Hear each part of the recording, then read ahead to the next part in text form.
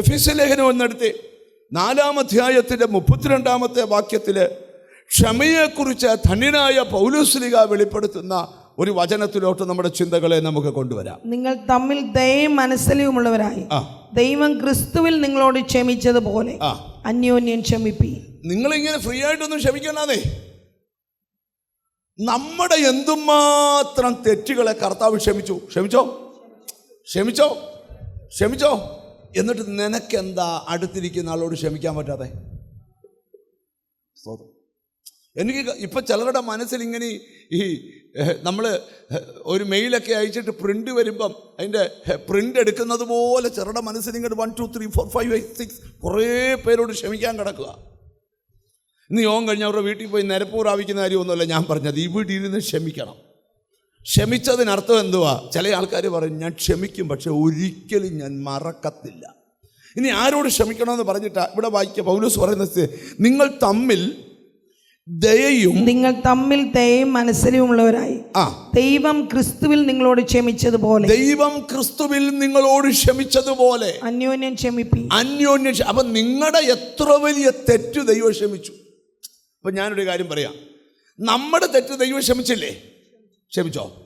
നിന്നോടൊരാൾ തെറ്റ് ചെയ്താൽ നീ ക്ഷമിക്കുവോ? ഉണ്ടല്ലോ. ക്ഷമിക്കുവോ?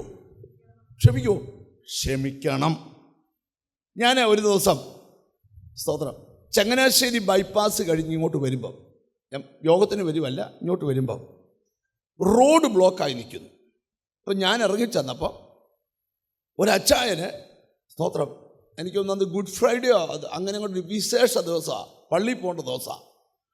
പള്ളി പോയിട്ട് വരുമ്പം പുള്ളികളെ വണ്ടി ഓവർടേക്ക് ചെയ്യാൻ കയറ്റി വിട്ടില്ലെന്നും പറഞ്ഞുകൊണ്ട് ഒരു ചെറുപ്പക്കാരനുമായിട്ട് വഴിയിലിറങ്ങി വണ്ടി ക്ലോസ് ഇട്ട് ഇറങ്ങി നിന്നു. അവനെ ഇങ്ങനെ ആക്രോശിക്കും. അവൻ കുറേ നേരമൊക്കെ കേട്ടിരുന്നു. അപ്പം അതിൻ്റെ 2 വണ്ടി പുറകിലാണ് ഞാൻ. സ്തോത്രം. ആ ചെറുപ്പക്കാരൻ ഇങ്ങോട്ട് ഇറങ്ങി വന്ന ഇവർ തമ്മിൽ മൽപ്പിടുത്തമായി. നല്ല സിൽക്ക് ജുബായി സിൽക്ക് മുണ്ടുമൊക്കെ ഉടുത്തിരിക്കുന്ന ആ മനുഷ്യൻ്റെ മുണ്ടെല്ലാം ഊരി താഴെ വീണ് ഭയങ്കര ബഹളം. ഞങ്ങൾ ചെന്ന് കൈകൂപ്പി, എൻ്റെ പൊന്നച്ച വണ്ടിയെ കയറി വീട്ടിൽ പോവച്ച, അല്ല ഇവനെ തീർത്തിട്ടേ പോകത്തുള്ളൂ. ഞാൻ ചെറുപ്പക്കാരൻ പറഞ്ഞു, എന്നാൽ എൻ്റെ അപ്പൻ്റെ പ്രായമുണ്ട്, അതുകൊണ്ടാണ് ഞാനൊരു പരുവത്തിന് നിൽക്കുന്നത്. ഇല്ലേ ഞാൻ സ്തോത്രം അവന് ജാക്കിയൊക്കെ എടുക്കുന്നേ കണ്ടു. ഞാനൊരു കാര്യം നിങ്ങളോട് തുറന്നു പറയാം. അമ്മി അപാര ക്ഷമ വേണം. ഈ ക്ഷമയുടെ ഏറ്റവും വലിയ ട്രെയിനിങ് എവിടെയാണെന്നറിയാം? വീട്ടിലാണ്. വീട്ടിൽ ക്ഷമിക്കാത്തവൻ നാട്ടിൽ ക്ഷമിക്കത്തില്ല. നാട്ടിൽ ക്ഷമിക്കാത്തവൻ പള്ളിയിൽ ഒട്ടും ക്ഷമിക്കുകയില്ല. ഉണ്ടെന്നില്ലല്ലോ. അപ്പം ക്ഷമയുടെ ഏറ്റവും വലിയ ഈ മോശ ഭയങ്കര കോപിഷ്ഠനായിരുന്നു. പുള്ളി കൽപ്പലക വരെ എറിഞ്ഞു പൊട്ടിച്ചോളയും. അത്ര ദേഷ്യമോ പുള്ളിക്ക്. ചട്ടുപരത്തിൽ ഈ സ്ത്രീകളെ സംബന്ധിച്ച്, പുരുഷന്മാരെ സംബന്ധിച്ച് അലൂമിനിയ പാത്രം പെട്ടെന്ന് ചൂടാവും, പക്ഷേ 2 മിനിറ്റ് കൊണ്ട് ആറുകയും ചെയ്യും. സ്ത്രീ ചെമ്പുപാത്രം ചൂടാകത്തില്ല, ആയാൽ അതൊരു 1.5 ചൂടാണ്.